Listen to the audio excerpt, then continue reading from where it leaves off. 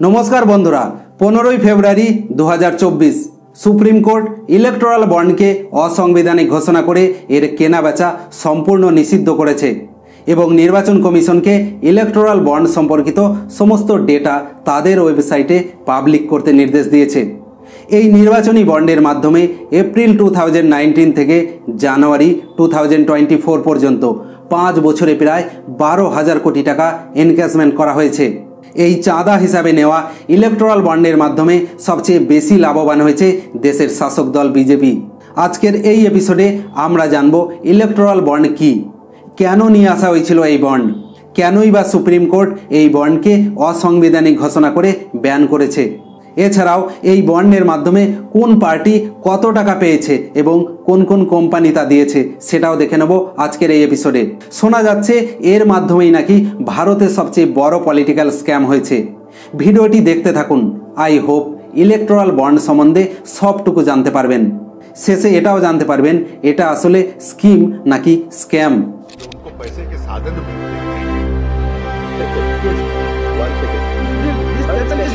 সোজা কথায় বললে ইলেকটোরাল বন্ড হলো একটা ডিমান্ড ড্রাফট বা অনেকটা আগেকার দিনের মোবাইল রিচার্জের স্ক্র্যাচ কার্ডের মতো। রিচার্জের কুপন কার্ডে যেমন ক্রেতা বা বিক্রেতার নাম থাকে না, যে স্ক্র্যাচ করবে কুপন কার্ড তার। এই নির্বাচনী বন্ডের ক্ষেত্রেও কে কিনছে বা কাকে দিচ্ছে সেই বিষয়ে কোনো তথ্য থাকে না, কেবলমাত্র কত টাকার বন্ড সেটা লেখা থাকে। এই বন্ড 1,000, 10,000, 1 লক্ষ এবং 1 কোটি মূল্যে বছরের কিছু নির্দিষ্ট দিনে পাওয়া যেত। জানুয়ারি, এপ্রিল, জুলাই এবং অক্টোবরের 1 থেকে 10 তারিখ পর্যন্ত এই বন্ড কেনা যেত SBI এর কিছু সিলেক্টেড ব্রাঞ্চ থেকে। এই বন্ডের ভ্যালিডিটি ছিল 15 দিন, অর্থাৎ যে দিন বন্ড কেনা হলো সেই দিন থেকে 15 দিনের মধ্যে যদি ওই বন্ডকে না ভাঙানো হয় তাহলে ওই বন্ডের সমস্ত টাকা প্রাইম মিনিস্টার কেয়ার ফান্ডে চলে যাবে। যে কোনো ব্যাংক অ্যাকাউন্টে এই বন্ড থেকে টাকা নেওয়া যাবে না।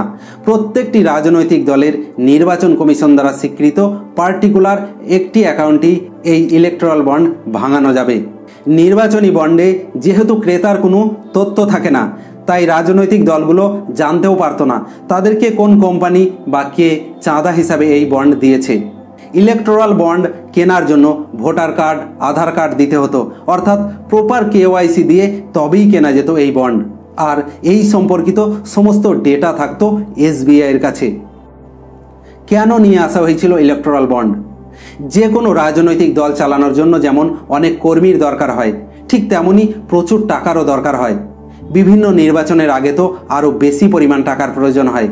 দেওয়াল লিখন থেকে শুরু করে বিভিন্ন জনসভার প্যান্ডেল, মাইক, যাতায়াতের খরচ, আবার বড় বড় পার্টিগুলোর বড় নেতাদের জন্য হেলিকপ্টার, চার্টার্ড প্লেন ভাড়ার খরচ, হ্যান্ডবিল বিলি করা, হোর্ডিং লাগানো, মাইকিং করা, এছাড়াও ডিজিটাল খরচ যেমন পেপার, টিভি বা সোশ্যাল মিডিয়ায় বিজ্ঞাপন দেওয়া ইত্যাদি।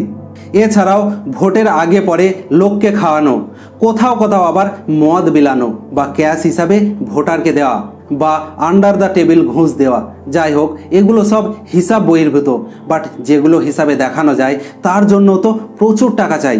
এখন রাজনৈতিক দলগুলো তো কোনো প্রোডাক্ট উৎপাদন করে না যে সেগুলো বিক্রি করে এই খরচ মেটাবে। ঠিক এই কারণেই একটা পলিটিক্যাল পার্টি চালাতে ফান্ডের দরকার হয়। রাজনীতিতে চাঁদা দেওয়ার সিস্টেম শুধু ভারতে নয়, পৃথিবীর প্রত্যেকটা দেশে চালু আছে। কেউ যখন ভাবে কোনো রাজনৈতিক দলের ভাবাদর্শ তার মতো বা কাজ করার পদ্ধতি তার ভালো লেগেছে, তখন সে চাঁদা হিসাবে অর্থ দিয়ে ওই রাজনৈতিক দলকে সাহায্য করে। যে কেউ বা কোনো কোম্পানি পলিটিক্যাল পার্টিতে চাঁদা দিতে পারে। দেখুন, এই চাঁদা দেওয়া বা নেওয়া সব কিছু যখন একটা সিস্টেমের মধ্য দিয়ে নিয়ম কানুন মেনে হয় তখন সেটা একটা স্কিম। বাট যখন নিয়মের তোয়াক্কা না করে নিজেদের ইচ্ছা মতো সব কিছু চালানোর চেষ্টা করে তখন সেটা স্ক্যাম।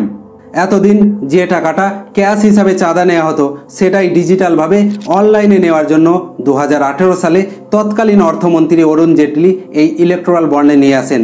বাইরে থেকে সাদামাটাভাবে দেখলে এই বন্ডের ফলে যে কোনো পার্টির লোকাল লেভেলে ক্যাশ টাকা ট্রানজ্যাকশন আরও কম করা গেল, কারণ সব চাঁদাই পার্টির একটাই অ্যাকাউন্টে জমা হতে থাকলো। এন্ড অফ দ্য ডে যে কোনো রাজনৈতিক দলের নিচু তলায় চাঁদার মাধ্যমে হওয়া ঘোটালাটা একটু কম হলো। বাট একটু ডিপলি দেখলে এখানে অনেক কিছুই হওয়ার সম্ভাবনা আছে। অফিসিয়ালি তো এই বন্ড কেনাবেচার সমস্ত ডেটা এসবিআই এর কাছে আছে। কোনোভাবে যদি কেন্দ্রের শাসক দল এই ডেটা পেয়ে যায় তাহলে কিন্তু গেম অন্যদিকে ঘুরে যাবে। কেন্দ্রের শাসক দল যদি জেনে যায় বিপক্ষ রাজনৈতিক দলগুলোকে কোন কোন কোম্পানি চাঁদা দিচ্ছে, তখন সে ওই সব কোম্পানিগুলোকে এজেন্সির ভয় দেখিয়ে চাঁদা দেওয়া বন্ধ করবে। ফলে ওই রাজনৈতিক দলগুলো অর্থনৈতিকভাবে উইক হয়ে পড়বে আর নিজেরাও বিভিন্ন কোম্পানিকে ব্ল্যাকমেল করে বা সুবিধা পাইয়ে দিয়ে চাঁদা নিতে পারে, কারণ তারা জানে এই তথ্য পাবলিক হওয়ার কোনো সম্ভাবনা নেই।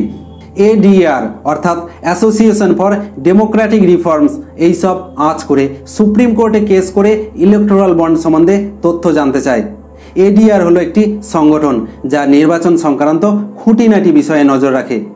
আবার নির্বাচন কমিশনও সুপ্রিম কোর্টে জানায় ইলেকটোরাল বন্ড সম্বন্ধে তদন্ত হওয়া দরকার, কারণ কে বন্ড কিনছে এবং কাকে দিচ্ছে এই বিষয়ে কোনো তথ্য জানা যাচ্ছে না। এমন তো নয় যে সরকার কোনো কোম্পানির কাছ থেকে চাঁদা নিয়ে তাকে সুবিধা পাইয়ে দিচ্ছে। দেখুন, কে কাকে চাঁদা দিল তাতে জনসাধারণের কিচ্ছু যায় আসে না, আর এটাকে অপরাধও বলা যায় না।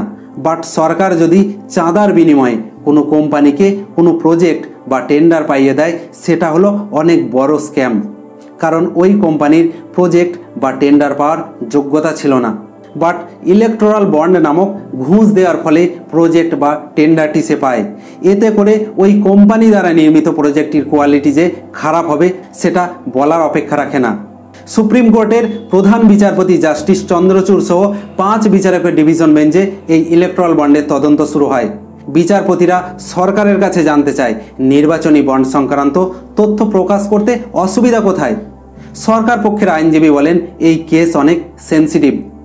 এখন কোন কোম্পানি রুলিং পার্টিকে চাঁদা দিচ্ছে এই খবর ফাঁস হয়ে গেলে পরে যদি ওই পার্টি ক্ষমতায় না থাকে তখন ক্ষমতাশীল সরকার ওই কোম্পানির সঙ্গে খারাপ আচরণ করতে পারে। আরও বক্তব্য ছিল সাধারণ জনগণকে দেশের সব বিষয়ে আরটিআই অর্থাৎ রাইট টু ইনফরমেশন দিতে হবে এমন তো কোনো কথা নেই। বিচারপতিরা জানান জনগণের দ্বারা নির্বাচিত সরকার কার কাছ থেকে চাঁদা নিচ্ছে এবং কিভাবে নিচ্ছে এটা জানার অধিকার জনসাধারণের আছে, আর এটা দেশের প্রতিরক্ষা বিষয়ে কোনো তথ্য নয় যে তা প্রকাশ করা যাবে না। দীর্ঘ বাদ বিবাদের পর সুপ্রিম কোর্ট এই ইলেকটোরাল বন্ডকে অসাংবিধানিক ঘোষণা করে এবং স্টেট ব্যাংক অফ ইন্ডিয়াকে এই সম্পর্কিত সমস্ত ডেটা নির্বাচন কমিশনকে দেওয়ার নির্দেশ দেয়, আর নির্বাচন কমিশন যেন তাদের ওয়েবসাইটে এই ডেটা পাবলিক করে যাতে করে সাধারণ জনগণ চাইলে তা দেখতে পারে। এই ডেটা পাবলিক করার পর যেন ঝোলা থেকে এক এক করে বিড়াল বেরিয়ে আসে।